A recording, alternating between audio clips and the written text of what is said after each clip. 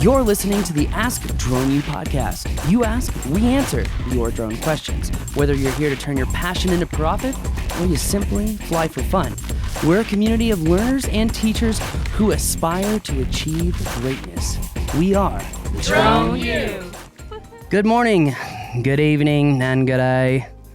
Welcome to another fun episode of Ask Drone U. My name is Paul. A little preview of the show we've got today, or at least the question that we've got today. I am Rob, super glad as always to be hanging with you.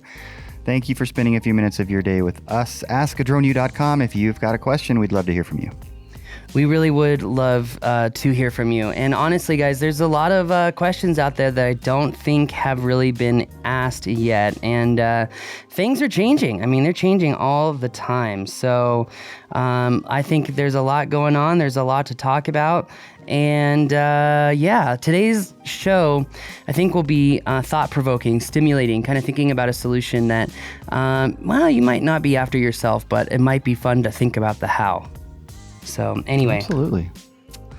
On that bombshell and Rob's very long response, we're going to go ahead and get into that question with our sponsor here, which is going to be props. Look, a lot of people know Drone U for producing some of the best pilots in the industry, at least if they've attended our in-person training, they've gone to flight mastery, and even the information online. We have developed a reputation for creating pilots who just have more knowledge and more skill, more adeptness in navigating the operating environment.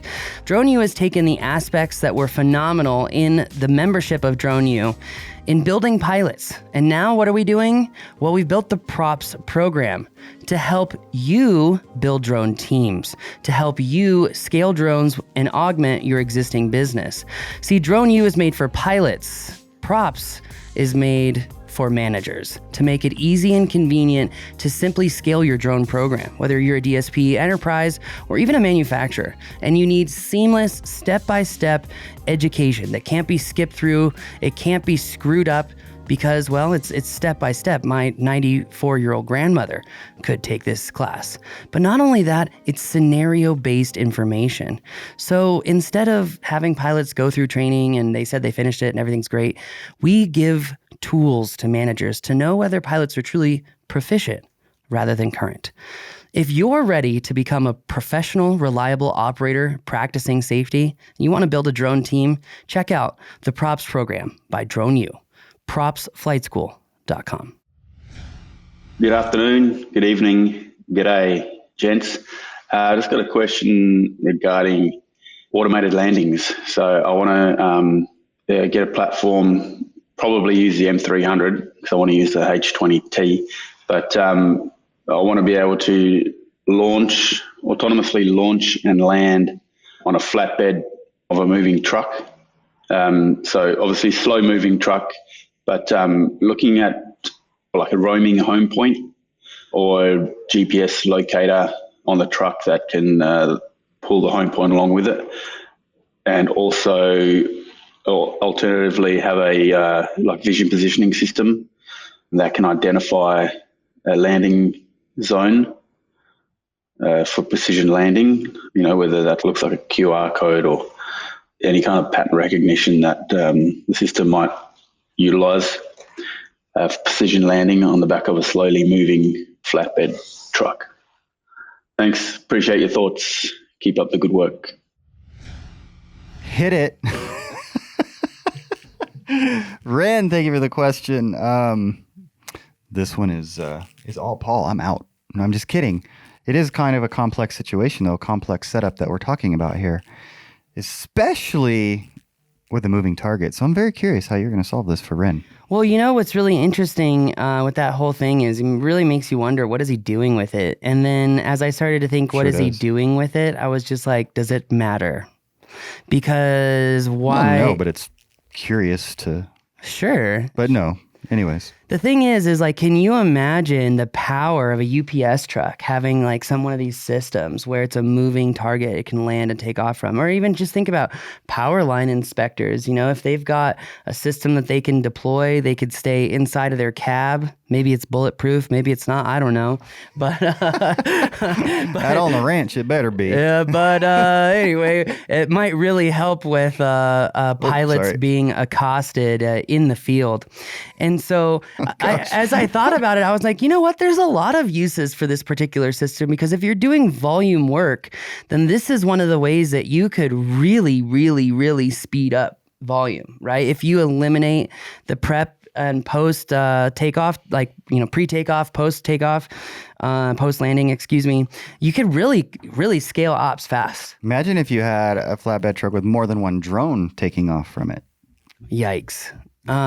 That's cool and scares at the same time. So Okay. So like, no, I think it's really cool. But then I like think of like movies like Venom, where there's like a car that deploys like 8 drones. They're kamikaze drones, and no. Or I think of, okay, so you got the UPS truck driving down the middle road, we'll call it, and then the 2 drones take off. I picture them one in front of the other, but whatever.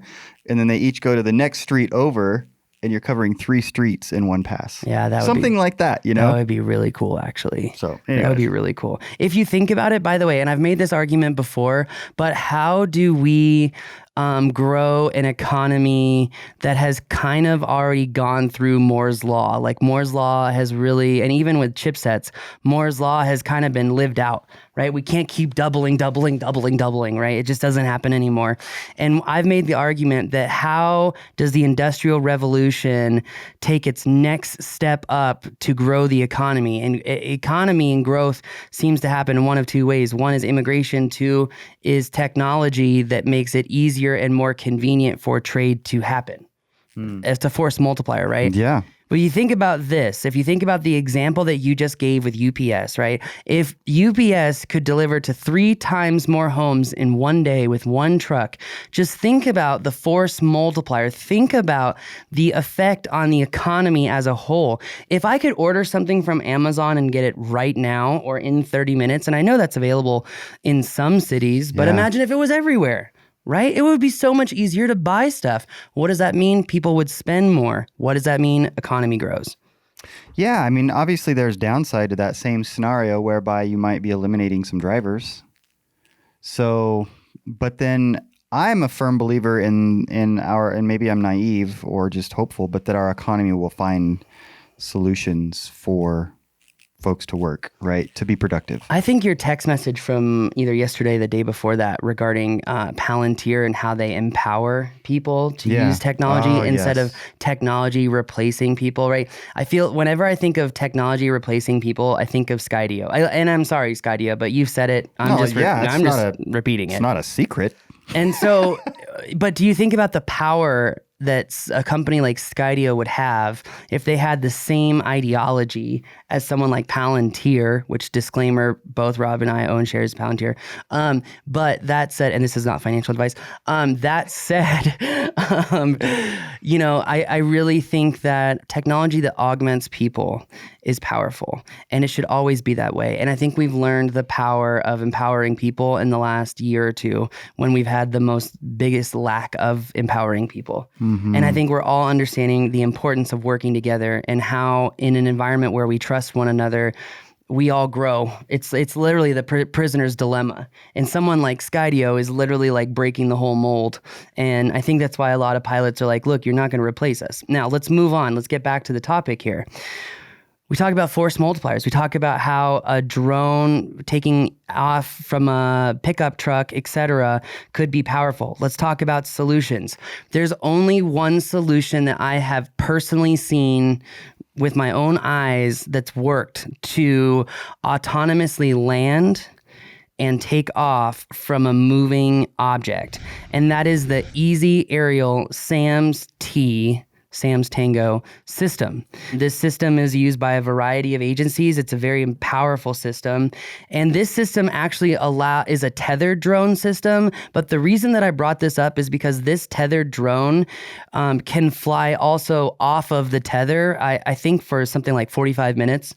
So that said, that's why I brought up this system. But he's already got a drone. He already alluded to it, right? He's like, well, maybe the M300, blah, blah, blah. We found a company and we do not have experience with this product. This is only speculation. Let me rephrase that. We do not have experience with this product and we cannot speak from experience, okay? But there is another potential solution for his issue, which is a company called Flatbed, B-A-S-E. And what they've done is use smart tags, etc., to allow for normal DJI drones and Pixhawk drones to have this unit essentially tacked onto it so that it can take off and land autonomously over like a dock or whatever. Now, the company does show a video of landing on the move. I would like to see more proof. Okay, we haven't seen this thing, right? We don't know for sure, but it looks like a very viable solution. The flight dock is essentially what they're calling it, and it does work for prosumer drones. It works on any Ardu Pilot, any PX4, works on the DJI M210, the 210 RTK, the M100, the 600, and any drones that use the A3 or N3 flight controller from DJI. The Flight Dock Pro Kit can actually also work with the Mavic Pro, the Mavic 2 Pro, the Mavic 2 Air, and the Enterprise and the Phantom series. So that's pretty cool. And so as I think about that, I'm just sitting here, Rob, right now, and I'm like, if I were working for a construction company and I had one of these in the back of my truck, I could literally just pull up to the site, run mission, check data, process data, and move on. And I got a mobile mapping unit. Oh, we're leveling up now, Rob. So, Rob, we're gonna have to spend some money. Check the budget. But I think that answers his question without getting too far into the ideological weeds. Yeah, because I suppose you could go into a lot of the technical elements of how it would have to be set up to work, but it sounds like there's at least some options here that he could pursue if he hasn't already been made aware of these. That is very true. That is very true. And I know based off his Australian accent, he probably has less issues in purchasing decisions than maybe we have. True. But you got to give people an alternative as well. And I have to say the Easy Aerial system, also as a disclaimer, their main engineer, test pilot / I'm not sure what is he? Peter does, but long and the short of it, Peter is one of our instructors and he does work at a high level position at Easy Aerial. I am not endorsing this product because my love for Peter. No, not at all. Everyone knows my nickname for Peter. Maybe not everyone. Maybe they should. No, Siri. No, I'm just kidding. But that said, I am not. I'm not advocating for this product because of Peter. I'm actually advocating for this product because it's proven to work. So that's why. But Peter, I like you too. Wink, wink. And I haven't sent your $100 bill yet on that bet that I lost. That we'll see. It might not. We'll see. You're still holding out hope, huh? Oh, geez. Anyways, but so the flight base is an opportunity to produce a solution with an existing drone that he may own. Easy Aerial with the SAMS T is something that is a drone that can land and take off on the move. It is a tethered system, but it can go untethered. That's why I don't consider it a quote unquote tethered system, because it's able to literally fly either way just fine. Yeah. Would it be able to carry the payload that Renn was asking about? Ooh, what was the payload? I forgot about that part. I don't remember. Was it thermal? I can't remember what he was asking to fly. Yeah. By the way, they have every payload possible. It's just not. He wanted to use the H20 on the M300. So the flight base does not mention the M300 or its capability of using the H20T camera setup. And actually, as we looked up the ability to land and take off autonomously, the M300 had something called Smart Track, but it's not for taking off and landing autonomously. It's about identifying a moving object and essentially sticking with it. So. Whew, that's a lot of talking. Yeah, literally. I'm starting to feel like Kramer on a Wednesday afternoon. Oh gosh. I can't tell if I'm talking too fast or I've had too much to drink. No, just kidding. Ooh, ouch. Anyway, long and the short of it is there is a solution for you. Thank you for chiming in with the question. We really do appreciate it. If any of you have a question, please, ladies and gentlemen, send them in askdroneu.com.